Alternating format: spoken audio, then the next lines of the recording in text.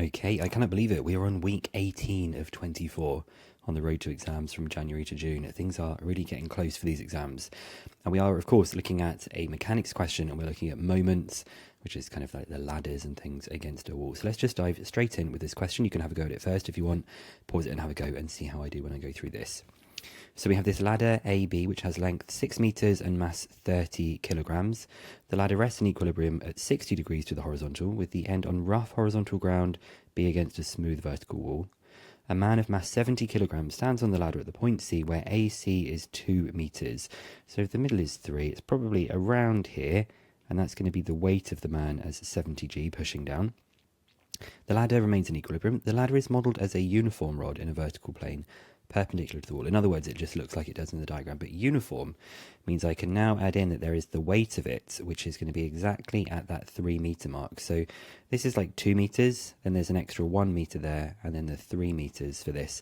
I've taken that 6 meters, 3 meters on either side because it's uniform, meaning the weight acts in the middle, and 2 meters for the man there. And it says the man is modelled as a particle, meaning his weight is just going to act exactly at this 70g point. Find the magnitude of the force exerted on the ladder by the ground. So there are a few forces we need to add in. Of course, there is going to be a normal reaction here. There is going to be the normal reaction that is at B, and I can't use the same letter. If I've got R here, I'm going to have to use N, just so I've got different letters because they're not going to be the same force.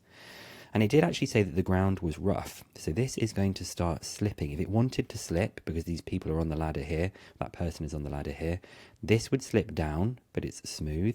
And this part of the ladder would go to the left, meaning the friction must be going in the opposite direction to the right like this. Now, it doesn't say that it's in limiting equilibrium. It just says it is in equilibrium. So this might not mean that the friction has reached its maximum value. So we're not going to do anything with mu r for anything like this at all. And it wants us to find the magnitude of the force exerted on the ladder by the ground. It didn't say normal reaction. It wants us to find the magnitude of the force exerted on the ladder by the ground, which I think we are going to try and express with these two forces. Oh my gosh, these two forces here. We're going to find R, we're going to find F, and we're going to combine them together. This is the overall force of the F force and the R force combined to get the overall force that is being done. You'll see it's going to be with that kind of Pythagoras bit. So we will come back to that in just a second. So what you should remember for these questions is there are 3 things we're going to do. We are going to resolve up and down. We are going to resolve to the left and to the right, and we're going to take moments, most often taking moments around this part that's at the bottom. So that will be moments about A. Now the resolving up and down is the easiest one. We're just looking at the forces here, right? So up and down, I have R going up and the 70g and the 30g going down. So simply R is going to be equal to 70g plus 30g. So R is 70g plus 30g. In other words, R is equal to 100g.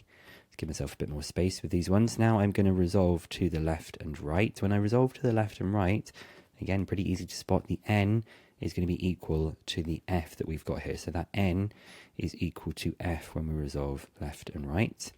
And then our last part is probably going to be the trickiest part, which is to do the bit where we are taking moments. I don't really know why I've got these extra lines in here, to be honest. So I'm going to say that was resolving up and down, and that was resolving left and right. We're now going to take moments about A. And remember, you do the moment. You can either find it with doing the force times the perpendicular distance or the perpendicular force times the distance.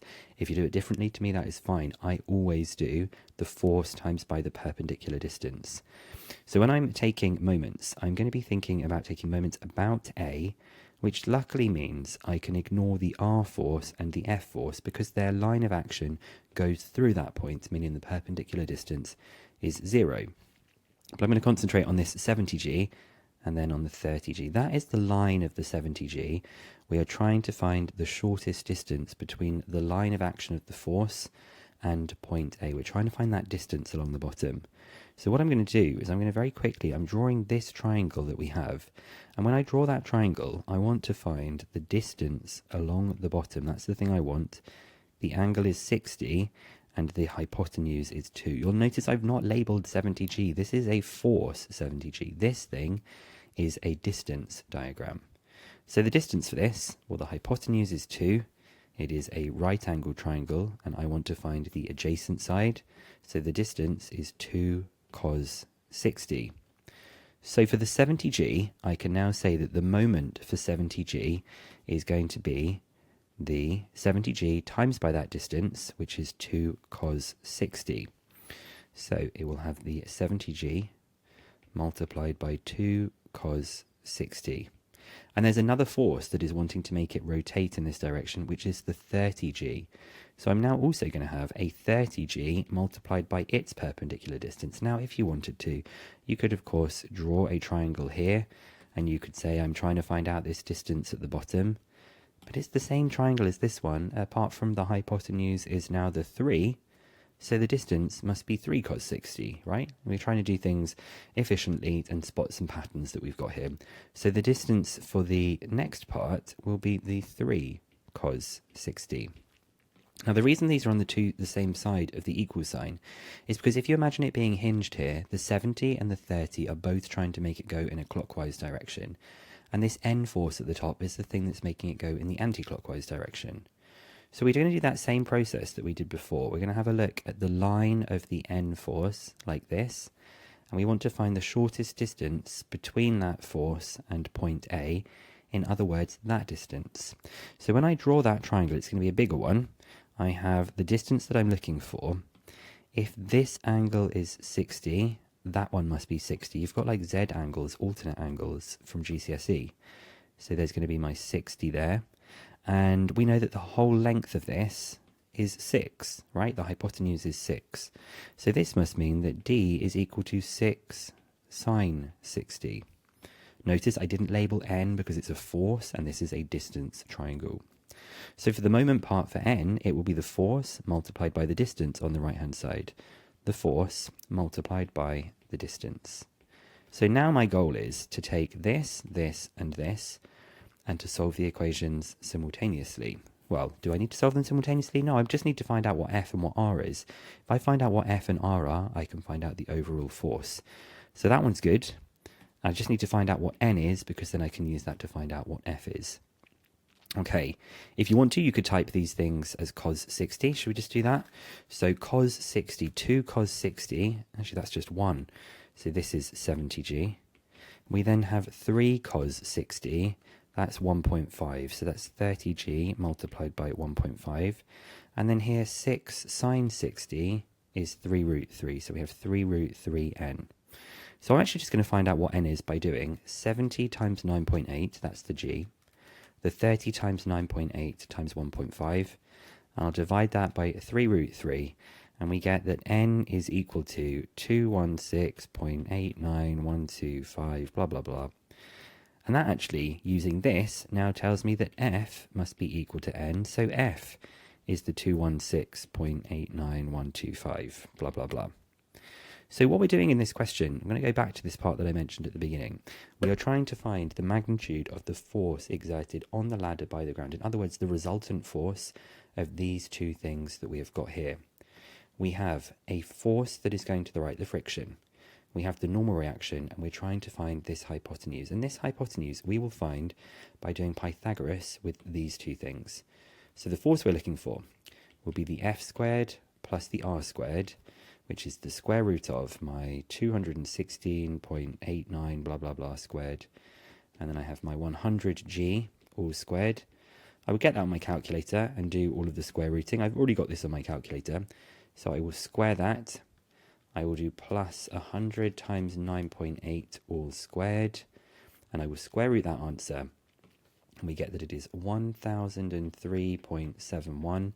But remember, this is mechanics, so we do need to give it to 3 significant figures. So 1000 newtons to 3 significant figures for this. I'm going to add in an extra page here as well, because we're going to need it for part B. So quite a lot of marks, those 6 marks. It then says that the man, remember the man is the 70g, climbs further up the ladder. When he is at the point D on the ladder is about to slip. This means that it is therefore in limiting equilibrium. And we know what limiting equilibrium means, right? Limiting equilibrium means that the frictional force is now equal to mu r. Before it was less than or equal to it, it is now going to be equal to it. Given that the coefficient of friction between the ladder and the ground is 0.4, find the distance AD. So it's basically going to be the same kind of setup, right? I might draw it again. It may not be necessary, but we have the ladder, we have the r. This time we have the mu r, which is going to be 0.4 r. We had that normal reaction, the 30g, and now the man has climbed up higher. It doesn't matter if you put it here or here. The man has climbed up higher like this, and I'm going to call that distance that he's climbed up, let's just call that x meters.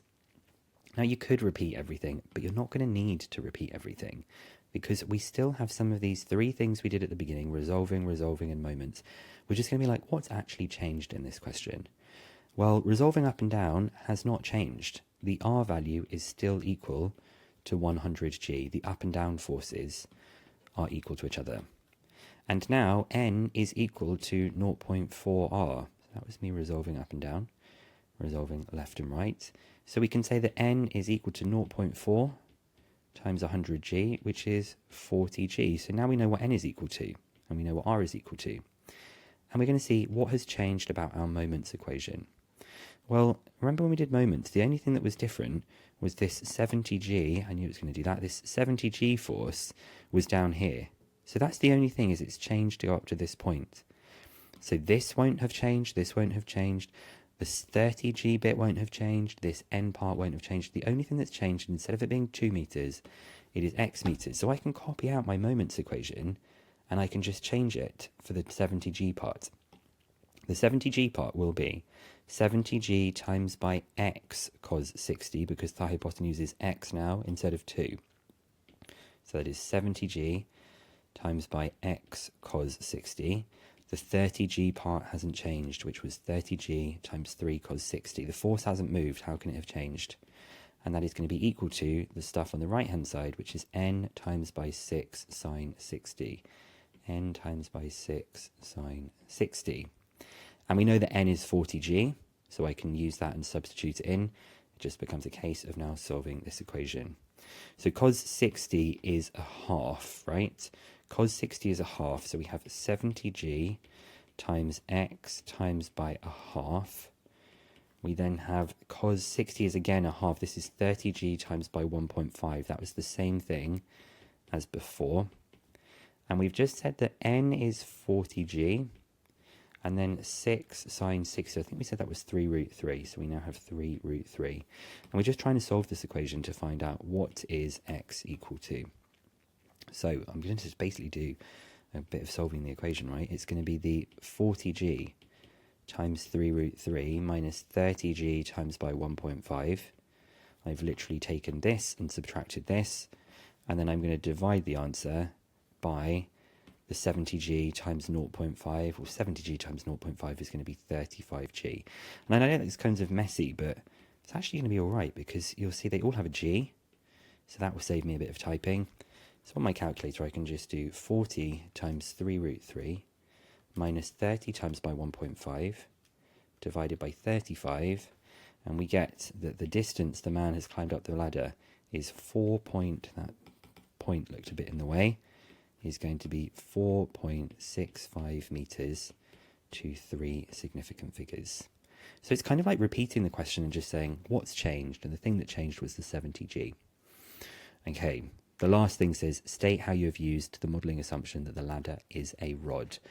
I'm going to say that because it's a rod, that means that we can say that it is not, it's rigid, and it means that it won't be bending.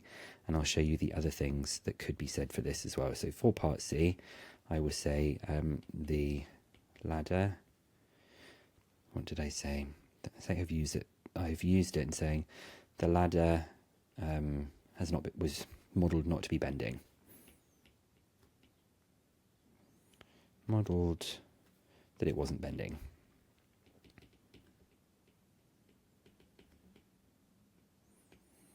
Okay, so mark schemes can sometimes be quite complicated for this, but notice how there's the resolving up and down, the resolving left and right, the moments about A, Pythagoras, and you get the 1000.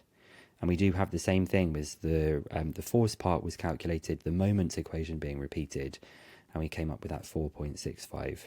We've said that it could be the ladder does not bend, which is fine, but it could have been that the ladder meets the wall or the floor at a single point, or the weight acts at a single point. The ladder does not bend. The ladder was modelled that it wasn't bending. Perfectly fine to do this. So pretty tricky question. I do go through this in my mechanics aiming for A star session in a bit more detail. And obviously I go through it in my chapter summaries and the full playlists and stuff. So something for you to have a little look out for. And for week 19, this is the question that we will be having a go at. Yeah, have a go, see if you can do it in advance. And I will see you in another one of these videos sometime soon.